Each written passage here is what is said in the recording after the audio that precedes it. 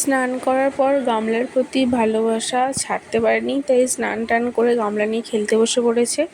আর পরিচয় করাই, এটা হচ্ছে কুহুর বন্ধু হেবলু। ছোট থেকেই তার সাথে বন্ধুত্ব, এক সেকেন্ডও তাকে ছাড়া তার চলে না। এত চটকা, এত আদর সব ওকে। দেখো এখন খেলছে।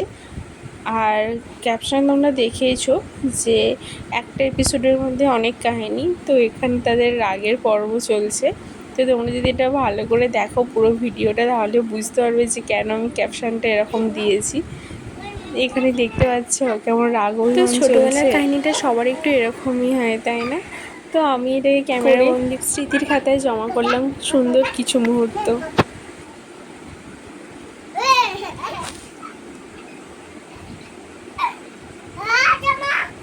কান্নাটা কিন্তু মিথ্যে মিথ্যে, সত্যিকারের না, তোমরা যেন সত্যি ভেবো না এটা।